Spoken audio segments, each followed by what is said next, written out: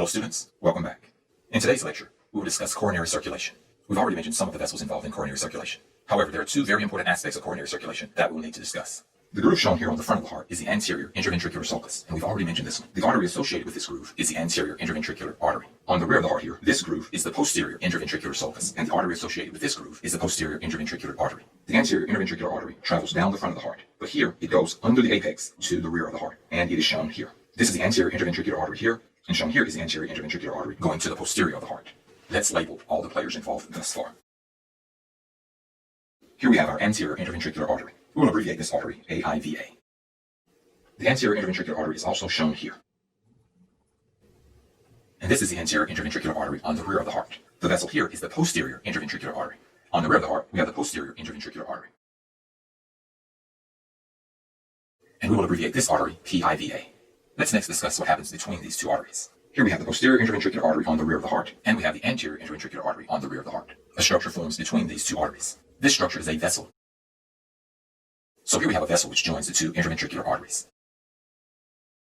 The important point that I want to make here is why this structure forms. What is the value in joining these two arteries together? To answer this question, let's explore a scenario. Let's remove the joining vessel and see what happens without it. Shown here is the posterior or the back of the heart. Let's imagine that there's a clot in the posterior interventricular artery. Shown here is the clot. In this situation, all of the myocardium downstream of the clot would not receive any oxygenated blood, and the tissue would be damaged. The affected heart tissue is shown here. Within minutes, the cells in the myocardium would die. This condition is known as a heart attack or a myocardial infarction. Let's bring back our joining vessel and see what would happen in this situation. The posterior interventricular artery is a branch of the right coronary artery shown here. The anterior interventricular artery is a branch of the left coronary artery shown here. In the event that the posterior interventricular artery is blocked, blood will still be able to reach this cardiac tissue through the anterior interventricular artery through this connecting vessel, and this tissue would not die. The reason why this connecting vessel is significant is because it provides an alternate route around obstructions, and this prevents a myocardial infarction or heart attack. A myocardial infarction is also known as a heart attack. Shown here is the blood clot. We've shown here a blood clot as the obstruction. However, there can be any sort of obstruction, such as a fatty deposit.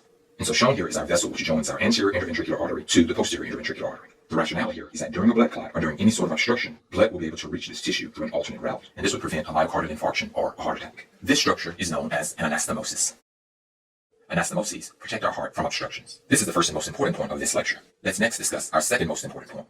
But before we do, I'll need to define two terms. When the left ventricle contracts, blood is pumped from the aorta to all the tissues of the body and back to the heart. This is known as the systemic circuit.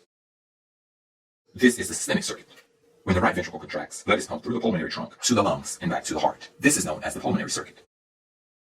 Shown here is the pulmonary circuit. In both the systemic circuit and the pulmonary circuit, blood is supplied during ventricular contraction. Ventricular contraction is known as systole. In contrast, ventricular relaxation is known as diastole. The two circuits mentioned thus far receive their blood during systole, contraction of the ventricles. During systole, or ventricular contraction, the openings leading to the coronary vessels are closed. It is when the ventricles relax and these valves close that the openings leading to the coronary vessels open. And when this occurs, the coronary vessels receive their blood supply. The coronary circuit receives its blood during diastole. And the main point here is why. The rationale here is that during contraction, the muscles are very tight and they're squeezing all of the blood vessels closed. However, when the ventricles relax, they take pressure off of the blood vessels, and then the blood vessels can open and receive blood. So it makes sense that the myocardium would receive its blood during a relaxed state of the ventricles, during diastole. So during diastole, the blood vessels of the myocardium are more open. And this is the second important point of this lecture. Ventricular contraction is known as systole. Ventricular relaxation is known as diastole. During systole, the pulmonary circuit receives its blood supply, and the systemic circuit to the body tissues receives its blood supply. The coronary circuit is different. The coronary circuit receives blood during diastole. The rationale for this is that during systole, the myocardium is contracted, and so it's going to press the blood vessels closed. So even if blood tried to go into the blood vessels at this time, much would not get there. For this reason, the heart is designed in such a way that it receives its blood supply during ventricular relaxation or during diastole. This was the second important point made in this lecture. The first important point is that the anastomosis allows an alternate route around obstructions. This prevents a myocardial infarction. This is the first important point of this lecture. So that concludes this lecture on coronary circulation. I hope that you've learned a lot.